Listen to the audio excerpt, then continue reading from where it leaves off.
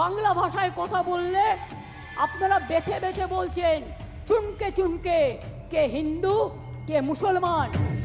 যে মমতা দিদি নানা সময়ে বাংলাদেশের উপর ছুরি ঘোরানো, দাদাগিরি দেখানো আর কটাক্ষে ব্যস্ত ছিলেন, সেই মমতা বন্দ্যোপাধ্যায় এবার নিজের গদি বাঁচাতে রীতিমতো লেজে গবরে অবস্থায়। যিনি এতদিন অন্যকে ছোট করে বড় হতে চেয়েছেন, তিনিই কি এবার নিজের গদি টেকাতে পারবেন? আগামী 23 ও 29 এপ্রিল 294 আসনের নির্বাচনে মমতার সামনে পরিস্থিতি একেবারে সহজ নয়। সামনে দাঁড়িয়ে ভারতীয় জনতা পার্টি, যার পেছনে পুরো শক্তি নিয়ে আছেন নরেন্দ্র মোদী, আর ময়দানে চ্যালেঞ্জ ছুড়ে দিচ্ছেন সেই পুরনো ডানহাত শুভেন্দু অধিকারী, যাকে একসময় পাশে নিয়ে রাজনীতি করেছেন তিনি। এখন সেই লোকই প্রতিপক্ষ। অমিত শাহ পরিষ্কার বলে দিয়েছেন, পশ্চিমবঙ্গ না জিতলে মোদীর মুখে নাকি হাসি ফুটবে না। অর্থাৎ দিল্লির সব শক্তি এখন একজোট হয়ে মমতার গদি টার্গেট করেছে। স্লোগানের রাজনীতি দেখেই মনে হচ্ছে উন্নয়ন নয়, এবার নির্বাচনটা যেন শব্দের যুদ্ধ।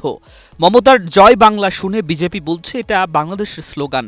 শুভেন্দু অধিকারী তো একেবারে সরাসরি বলে দিয়েছেন ভারতে এটা চলবে না, কিন্তু মমতা জেদে অটল, হাজারবার বলবেন। অন্যদিকে বিজেপিও জয় শ্রীরাম, জয় মা কালী বলেও সুবিধা না পেয়ে এখন জয় বাঙ্গাল বলে নতুন পরীক্ষা চালাচ্ছে।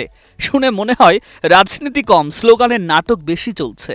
বাঙালিয়ানা দেখাতে গিয়ে বিজেপির নেতাদের অবস্থা আরও হাস্যকর। নরেন্দ্র মোদী বঙ্কিমচন্দ্রকে বঙ্কিম দা বানান, সূর্য সেনকে মাস্টার বলেন, আর অমিত শাহ তো রবীন্দ্রনাথের নামই গুলিয়ে ফেলেন। এর মধ্যেই আবার এক নেতা বলে বসেন রবীন্দ্রনাথ নাকি নোবেল শান্তি পুরস্কার পেয়েছিলেন। তৃণমূল এসব নিয়ে হাসলেও প্রশ্ন থেকে যায়, এসব ভুল নিয়ে ঠাট্টা করে ভোট জেতা যায় নাকি বাস্তব সমস্যার উত্তর দরকার। তবে মমতাও খুব আরামে নেই, বরং অতীতের সাফল্যের গল্প শুনিয়ে এখনকার চাপ ঢাকার চেষ্টা করছেন। 2021 সালে ঘনিষ্ঠদের হারিয়েও জিতেছেন, 2024-এর আগে জরিপে পিছিয়েও টিকে গেছেন। এসব ঠিক আছে, কিন্তু 15 বছর ক্ষমতায় থাকার পর মানুষকে আবার বোঝানো এত সহজ নয়।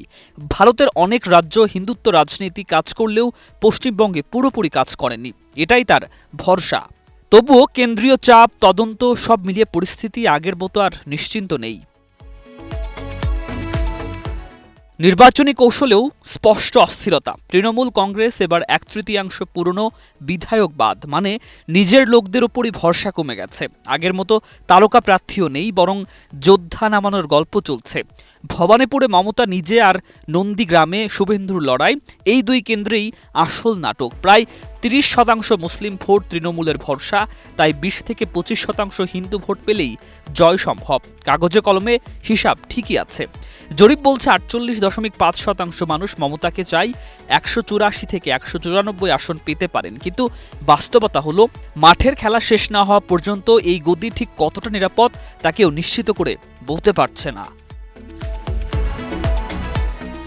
News desk, 21 television.